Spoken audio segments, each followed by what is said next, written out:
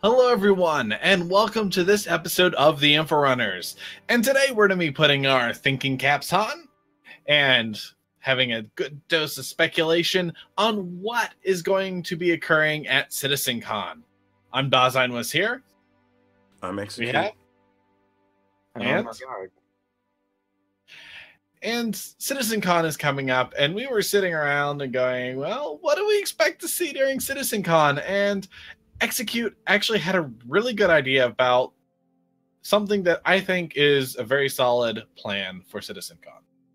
So basically, if we look at the Citizencons that have happened previously, we've seen basically something will be shown at Citizencon or Gamescon, and then about roughly 12 months later, we'd see it in the game. And obviously, we're following the Stanton system, so we've seen we're seeing Art Cook coming now and Hurston that were both shown off last year. So the last two kind of planets are obviously Crusader and Microtech, and we've seen the gas and cloud tech coming for Crusader. We saw that at the end of the holiday livestream last year. But the little part to that is obviously we've seen these types of things before. So what is the next thing they could possibly show? Yeah. And we've also seen the biomes, all the different biomes that are going to come in with. We're seeing them on the moons as well. So that does raise the question, what else can they show us? Go on, Execute. And that's most likely jump points. And that would lead into a new solar system and show us something we've never seen before. Which would definitely be in line also with the fact that they've mentioned once they kind of finish putting the Stanton system together, we're losing Delamar. Delamar is going back to its own system. That was Pyro, wasn't it? Nyx. I think it was. Nyx. So there's always possibilities of them starting to open things up, and it's very important to think about this. A lot of people are like, well, if it's taking this long to build this system, how long is it going to be? And finally opening things up is going to start showing the light at the end of the tunnel, and that this game is expanding.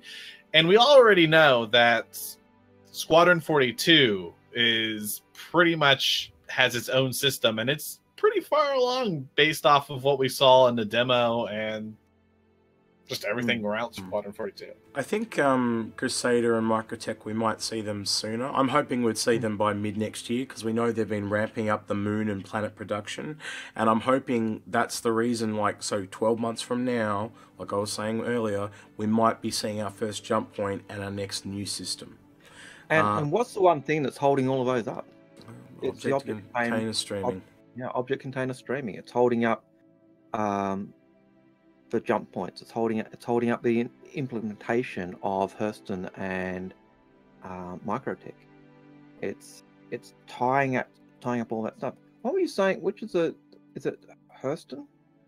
Hurston is Hurston the planet. 32 gigabytes just in that one file.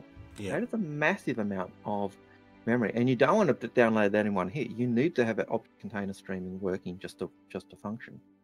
And so that'll be the same for jump points. So once they get that in, that's going to make all of those things that we're waiting for just seem to go. And I can't imagine that they're sitting there just working on the one moon for here. If there's another moon that's an ice planet, I can almost guarantee they'll be using assets and setting they'll use the ice moon as the assets for ice planets. Or same thing with Microtech. Like we've seen Yella and Waller's being worked on as well.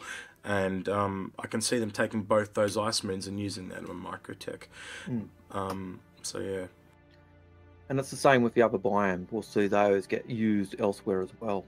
So, and just showing us the other planets in the Stanton system doesn't seem, as Execute was saying, such a big deal when we've seen so many other things. But showing us a jump point, showing us another system or another planet in a system, that is massively huge. And the big advantage of that is that it also increases not only the gameplay area, it also starts to develop out the economy even more. And that's something else we need to see and want to see develop. So that would be a massive, huge boost to the game. And object container streaming also is what's holding up the other big thing, and that's capital ships. And if we go back and have a look at the, what do they call the episode? Calling all pappies. Not calling all pappies.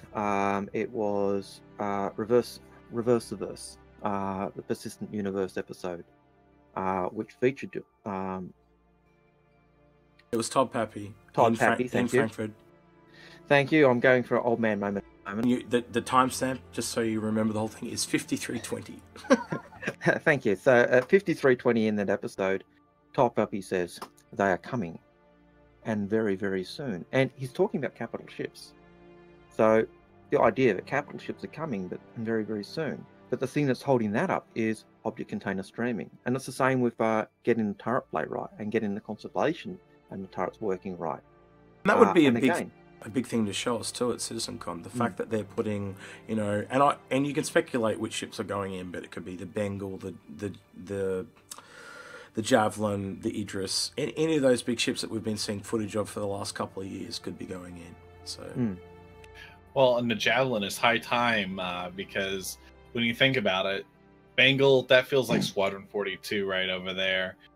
The Idris, they want you to kind of experience that, but the Javelin, we haven't really seen anything of that, and for a ship that's probably already done or very close to it, it would definitely be worth seeing and showing it off like they did last year with the Idris. Yeah, and I know that people would love the Idris.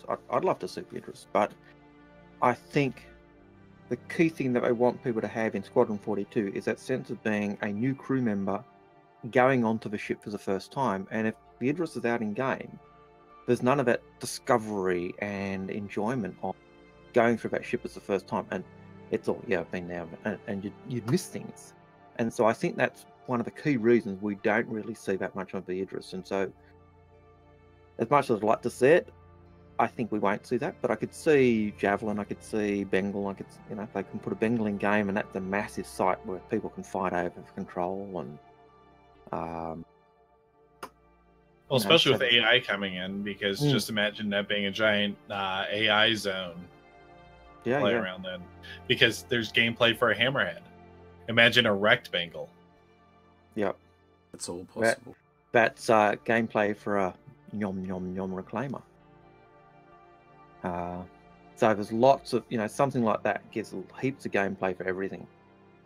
Missions to retrieve black boxes, missions to get the retrieve the dog tags from the dead, missions to help retrieve life pods, missions to salvage for some fighters off the decks that were experimental, missions to do.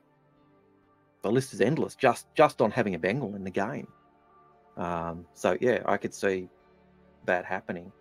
So yeah, I guess the other one of the things that we know that's happening is there's 4 manufacturers bringing us Citizencon this year, those being Aegis, Anvil, Consolidated Outland, and Drake. And, you know, whether they're ships or something else that they're bringing us, I think, look, I'm gonna go into Photoshop here. So you can see in Photoshop here, this is the shirt that's been brought up for pre-order. Now, obviously, they've redacted this image because this is going to be, as far as we're concerned, a ship or something at Citizencon. Now, my eyes, you guys can disagree, but it's just my opinion. I think this says Citizencon up here, and I think this is or possibly the name of the ship, or whatever. It looks like text to me anyway. Yeah. I think these are kind of like nacelles on either side of the ship. I think this looks like a window. I think this is kind of like the hab at the front. And this part here, to me, looks like a trail behind it, almost like that you'd see on a drivetrain. Here in Australia, we have road trains, which are these giant truck trains that get pulled behind them. And this kind of reminds me of what they were saying about the Kraken and it being a scout carrier. And I can see that is kind of like a cab up the front, and it's dragging these little cabinets behind it that have got a ship in each one. But that's just my 2 cents. And that idea is not that far removed from what we've seen in game already. We've got the an Endeavour, which is basically a great big cab pulling this massive semi-movable space station. So that kind of idea fits. The other idea I thought it could be is a module base dropper or builder or deployer. And the reason I think that is last year when they brought out the Pioneer and the building of outposts, one of the things people always said, but as I was going through the QA, one of the questions was, can we place outposts on asteroids? Can we place outposts in space? And I can just imagine CIG going, why not have a space station builder?